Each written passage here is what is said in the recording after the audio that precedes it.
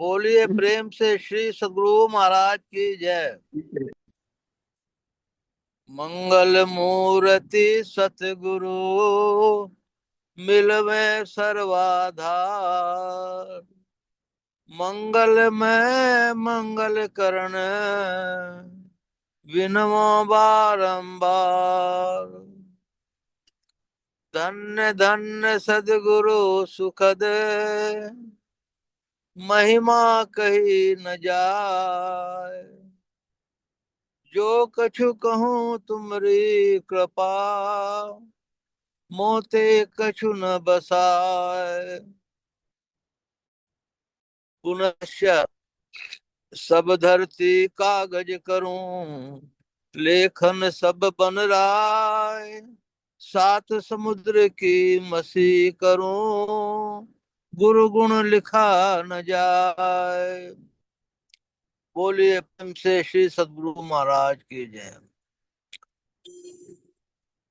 अव्यक्त रूप से विराजमान संत सद्गुरु महर्षि में ही परम जी महाराज के श्री चरणों में कोटि कोटि नमन, कोटि कोटि नमन, कोटि कोटि नमन। अव्यक्त रूप से विराजमान संत सद्गुरु महर्षि संत सेवी परम जी महाराज के श्री चरणों में कोटि कोटि नमन, कोटि कोटि नमन, कोटि कोटि नमन। उपस्थित अत्यंत ही भाग्यशाली सदात्माओं, आप सबको सहस्र सहस्र नमन, सहस्र सहस्र नमन, सहस्र सहस्र। एक जो मेरे को ध्यान आता है, हुजूर ने बताया था, तूफानों से जो लड़ते हैं उन्हें शैतान कहते हैं। शैतानों से जो लड़ते हैं उन्हें इंसान कहते हैं। समझने की बात है कि तूफान क्या है, शैतान क्या है, इंसान क्या है। हमें मन, चार चार इंद्रियां हैं, मन बुद्धि चित्त अहंकार। पांच ज्ञानेंद्रियां और पांच कर्मेंद्रियां हैं।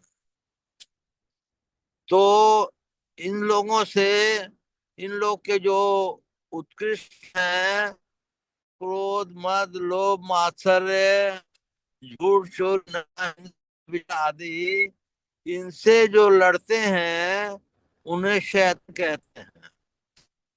और उनके परिपक्व भाग से जो पूर्णतः लड़ते हैं उन्हें इंसान कहते हैं। और जो उनसे भी पूर्णतः लड़ लेते हैं, मतलब संत सुखी मन जीता हो, उनको संत कहते हैं। हम लोगों को इस स्थिति में पहुंचना है कि संतत्व में पहुंच जाएं। संतत्व में पहुंचने के लिए आप लोग को एक अनेक युगों के संस्कार लगे हुए हैं। संस्कार पाप और पुण्य दोनों के हैं। हम लोगों को उसलिए मन रूपी चादर को धोना पड़ेगा। किसी की चादर बहुत ज्यादा गंदी हो गई है, किसी की चादर कमती गंदी हुई है, लेकिन पूर्ण स्वरूप से साफ शायद ही किसी की चादर है। इसलिए संस्कार से लिपटे हुए शरीर मन रूपी चादर को हम लोग को धोना पड़ेगा। मन रूपी चादर कैसे धोएगी? पहले तो शुरू में खान पान, बोल चाल, रहन सहन, उठना जागना, ये सब देखना पड़ेगा।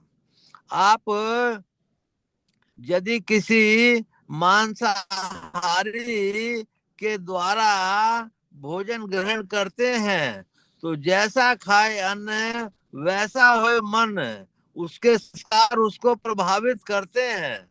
इसलिए हम लोगों को शुद्ध शाकाहारी भोजन ग्रहण करना चाहिए। शुद्ध शाकाहारी तो हो, लेकिन तो बोलते हैं तो वो भी ठीक नहीं है। शुद्ध शाकाहारी हो, नियमित हो, और ये मतलब शुद्ध हो, तभी उस बचता है। इसी तरह से माने हम लोग को भोजन है, जल है, जो जो पांच तत्वों के चीज है, उनको जैसे करने का ये करना चाहिए। हम लोग यदि जीवन में सफलता पाना चाहते हैं तो सवेरे 3-4 बजे उठ कर करके अभ्यास में बैठना चाहिए। अभ्यास में यदि हम नहीं बैठेंगे, हम लोग सोए रहेंगे, तो जीवन में सफलता मिलनी कठिन होती है। कारण है कि उस समय गुरु महाराज चारों तरफ निगाह दौड़ाते हैं या जाते आते हैं, तो उसको बहुत जल्दी फायदा भाग्यवान किसी को मिल जाता है। इसलिए हम लोगों को सुबेरे उठ करके ध्यान भजन करने चाहिए। अगर उसमें भी सोने में सुहागा तब है जबकि वो 3-4 बजे नहा धो कर करके बैठ कर करके ध्यान भजन करता है, तो क्योंकि आलस्य से निरालस शरीर हो जाता है।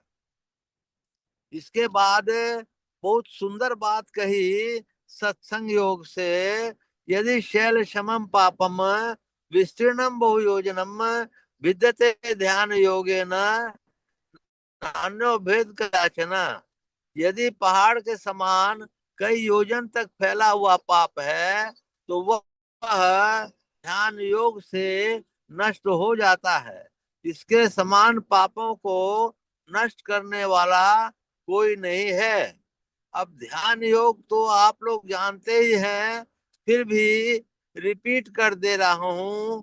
यम है, नियम है, आसन है, प्राणायाम है, प्रत्याहार है, धारणा है, ध्यान है और समाधि है। ये योग के 8 अंग हैं। यम में झूठ, चोरी, नशा, हिंसा, व्यभिचार, इन 5 पापों को न करना यम है।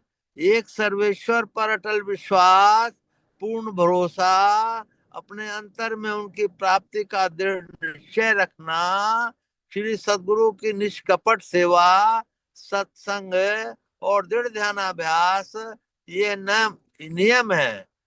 आसन की सिद्धि 3 घंटे तक एक आसन से सीधे 10 दिशाओं को न देखते हुए और आंख बंद करके सामने सीध में देखते हुए, इसको आसन की 3 घंटे तक एक स्थान पर बिना हिले डुले बैठने पर इसकी सिद्धि कही जाती है। यम, नियम, आसन, प्राणायाम। प्राणायाम कहते हैं लोग कि जो आसन पर इस तरह से बैठता है तो उसका प्राणायाम ऑटोमेटिकली सिद्ध हो जाता है। मतलब उसकी जो श्वास प्रश्वास निकलती है प्राणायाम के रूप में निकलती है, ऐसा कहा जाता है। यम, नियम, आसन, प्राणायाम। प्रत्याहार। प्रत्याहार माने प्रति आहार, माने कुछ देर तक अल्प टिकाव को प्रत्याहार नहीं, प्रत्याहार माने मन में जो विचार आवे उनको हटा देना प्रत्याहार कहलाता है।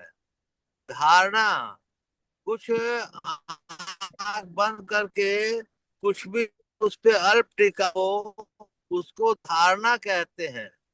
और वही चीज गहरे कई देर तक टिकाव हो तो उसको ध्यान कहते हैं। और वही उससे भी बहुत ज्यादा हो, आपको श्वास प्रश्वास का कुछ भी होश नहीं रहे, तो उसको समाधि कहते हैं। समाधि की विशेषता ये है कि अगर आपके सिर पे बिजली भी पड़ जाएगी तो बिजली फूट करके इधर उधर जाएगी, आपका नुकसान नहीं होगा। समाधि प्रणाम की मैम। स्थिति बहुत ऊंची स्थिति है, ऐसा संत महात्माओं ने कहा है। तो अब जो है मैं विषय से शुरू करता हूँ। जो हर एक जगह लिखा है, जो आज्ञा चक्र पे अपने आप समेट लेता है वो बहुत बड़ा भाग्यवान है। स्पेशली मृत्यु के समय में आज्ञा चक्र पे अपने आप को समेट लेने का बहुत भाग्यवान कहा जाता है। इसके बाद हम लोगों को सहस्त्र कमल, त्रिकुटी, ये सब आते हैं। सहस्त्र कमल से ही जीव को इस दुनिया में लौटाया जाता है। सहस्त्र कमल में तारे और चंद्र वगैरह साफ नजर आते हैं। जिसकी दृष्टि ऐसी हो गई है कि आंख बंद कर करके जब चाहे सहस्त्र कमल में जा सकता है, मतलब चंद्र तारों की घटाओं को देख सकता है, वो बड़ा भाग्यवान है। उनको मैं प्रणाम करता हूँ। इसके बाद त्रिकुटी आती है। त्रिकुटी में चैतन्य रूपी सूर्य के दर्शन होते हैं। वो उससे भी बहुत भाग्यवान है। उनको भी मेरा कोटि कोटि प्रणाम है। चैतन्य रूपी सूर्य के दर्शन जब चाहे जो कर ले, तो वो जो है बहुत ही ऊंची गति में चला गया है। इसके बाद अनहद नादों का ये आता है नंबर। अनहद नाद में जाने के पहले कर मंडल का नाश हो जाता है, ऐसा संत महात्मा लोग कहते हैं। कर मंडल का नाश हो जाना मतलब पुनर्जन्म को नहीं होना। और उसके आगे एक और सत्संग योग में भी लिखा हुआ है कि सब शब्द की डगर पे चढ़े हुए की अधोगति नहीं होती। अब इसमें भेद बाबा बताएंगे। इसके बाद अनाहत नाद की सीढ़ी खाली रह जाती है। अनाहत नाद पे जो चढ़ गया वो केवल शरीर को प्राप्त हो गया, आवागमन के चक्र से छूट जाएगा। क्योंकि उसको या तो संत बनेंगे या परम प्रभु सर्वेश्वर में मिल जाएंगे। और यही मनुष्य जीवन की उपादेयता है। और मेरे मन में आज विचार आया कि एक सांस को भी जो बर्बाद करता है वो अपने को धोखा देता है। इसलिए सांस सांस में नाम सुमर ले, वो जाने कल की जगत में खबर नहीं पल की। झूठ कपट कर माया जोड़ी, बात करे छल की जगत में खबर नहीं पल की। तो इस जगत में हम लोगों को एक क्षण की भी खबर नहीं है। इसलिए इस प्रत्येक क्षण के बहुमूल्य को अपने माने इसका लाभ उठाएं। एक और कहने का मन है, नहीं रुका जा रहा है, बाबा का समय ले रहा हूं। तो 9 ऋषि एक दफे आकाश मार्ग से जा रहे थे। तो बीच में उनका घर पड़ा, क्या नाम है, सीता जी के पिताजी का, राजा जनक जी का घर पड़ा। तो वो लोग 9 महात्मा वहां रुके और उन्होंने खबर दिया कि जो है ऐसे ऐसे महात्मा लोग आए हुए हैं। तो राजा जनक ने जैसे ही सुना, भाग दौड़ कर करके उन लोग से, सब लोगों से लिपट गए। तो लोगों महात्माओं लोगों ने कहा कि ये क्या करते हैं प्रभु, हम लोग तो आप ही से मिलने के लिए आए हैं। बोले कि आप ही लोगों ने लिख रखा है कि एक पल की भी भरोसा नहीं है। इसलिए मैं 9 महात्माओं से तुरंत का तुरंत मिल लेना चाहता हूँ। कहने का मतलब ये है कि वो अपना सब आसन वगैरह छोड़ करके उन महात्माओं से लिपट गए। इसलिए हम लोग को प्रत्येक सांस की कीमत समझनी होगी, प्रत्येक मिनट से 60 गुना अधिक। अब बाबा को मैं माइक देता हूँ। बोलिए प्रेम से श्री सद्गुरु महाराज की जय।